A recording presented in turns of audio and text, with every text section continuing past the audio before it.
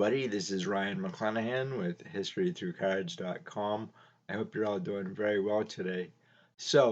A few months ago, I was telling you guys about a 1958 Topps Hank Aaron number 30 that had a blue background variation, and I told you guys about the printing process and how the yellow ink was kind of missing from the print run, and that was just based on my own experience as a printer.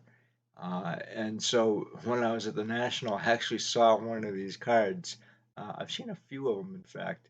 And when I made that video a couple months ago, I was talking to Chris from Stories in Cardboard about it. And by the way, if you guys haven't seen his channel, go to it because he's got some really great stuff. Anyway, so we were talking about this, and he wasn't quite certain that that was a legitimate printing error or not. And I wanted to test this theory. And so what I did was I got a similar card, which was a 1958 Topps Bob Throwbridge that had these very same background that the original Hank Aaron should have had, which is like a dark forest green.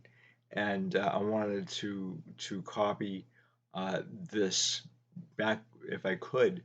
So I ended up I'm not sure if I should be telling you guys this because I don't want um, any copycats out there. Uh, However, I think this is kind of important because this particular card at the National was going for about 300 bucks, and I want you guys to be aware of my findings.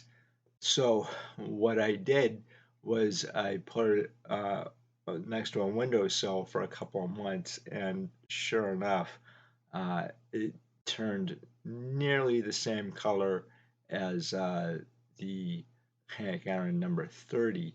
And this is actually kind of disturbing to me because there are maybe about 10 copies of this Hank Aaron blue background number 30 known to exist, yet it is not a documented error card.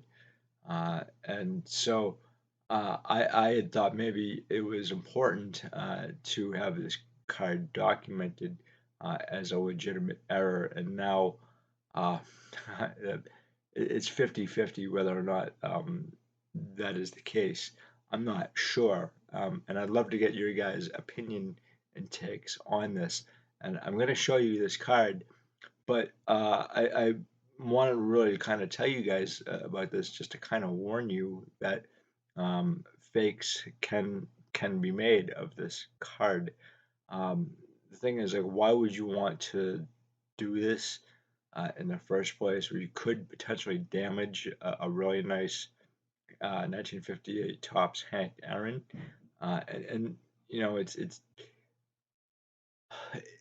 if money is involved, you're going to get fraud. And you know, Barry Halper said that famously, and look what happened to him. He was one of the ultimate frauds. So there was some fraud, I guess, going on at the National as well, and Ryan Nolan had picked up on it uh, during his take at the National as well. And that's really kind of like when I was watching his video quite recently. I decided afterwards maybe I should do a video on this particular card just to let you guys know that this can happen. Um, a 1958 Topps blue background Hank Aaron number 30 is a really nice card, though.